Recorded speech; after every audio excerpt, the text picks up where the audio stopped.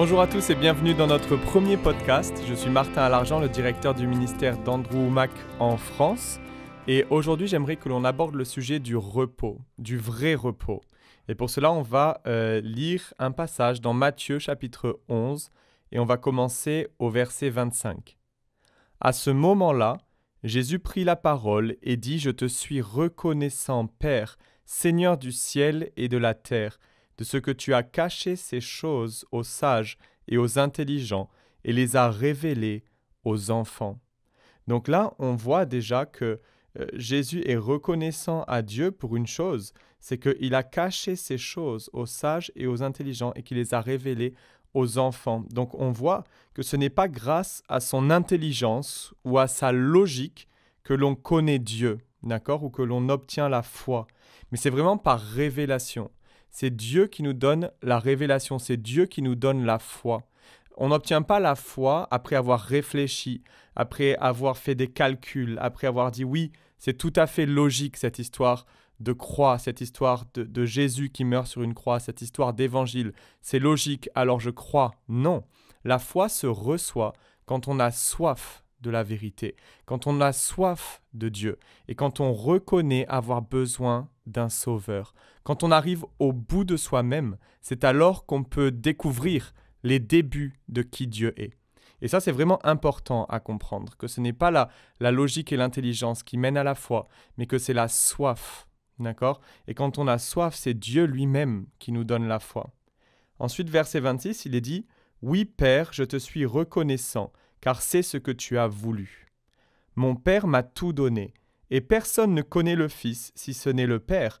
Personne non plus ne connaît le Père si ce n'est le Fils, et celui à qui le Fils veut le révéler. » Donc là, on voit que c'est vraiment par une révélation que l'on connaît Dieu.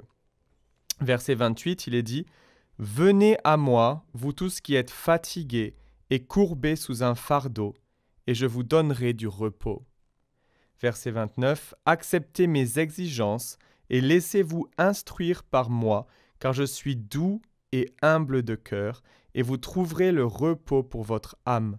En effet, mes exigences sont bonnes et mon fardeau léger. » Donc là, à 2 reprises, Jésus nous invite à s'approcher de lui, à venir vers lui et à accepter ses exigences pour un but bien particulier, celui de trouver le repos pour notre âme. Et vous savez, on parle parfois de nuit et de sommeil réparateur. Et là, le repos que Dieu veut nous donner, c'est un repos réparateur, un repos qui répare nos âmes, qui répare nos corps, d'accord, qui nous rend entiers, d'accord. Je répète ce que Jésus a dit. « Venez à moi, vous tous qui êtes fatigués et courbés sous un fardeau, et je vous donnerai du repos. Acceptez mes exigences et laissez-vous instruire par moi, car je suis doux et humble de cœur, et vous trouverez le repos pour votre âme. » Si vous avez besoin de repos, si vous avez besoin d'un repos réparateur, approchez-vous de Jésus, car il est la solution à tous vos problèmes. Arrêtez de penser à tous vos problèmes, d'essayer de les régler par vos propres forces, par vos propres calculs, mais laissez Dieu prendre les rênes et permettez-lui de vous inspirer, de vous donner sa sagesse. Et on voit là que le repos ne se trouve pas dans un endroit particulier. Le repos ne se trouve pas en vacances ou sur le canapé. Le repos ne vient pas des circonstances, mais il se trouve en lui. Il se trouve en Jésus. Nous devons être branchés, si je puis dire, branchés à Christ, connectés à lui. Et là, nous trouvons le repos pour nos âmes. Et ce matin même, je passais du temps avec le Seigneur et je vais terminer en vous lisant une partie de ce qu'il m'a dit, de ce qu'il m'a mis à cœur. Et je pense que c'est bon pour chaque personne qui va entendre ce podcast. Et il dit « J'ai tellement à te donner, un futur, une vision, une passion. Suis-moi sans regarder en arrière.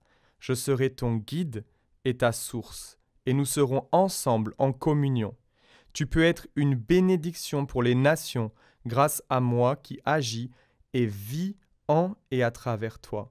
Je serai ta force. Ne te fie pas à tes propres capacités ou à ton intelligence. Je t'inspirerai à chaque étape. Compte sur moi et sois entièrement guéri.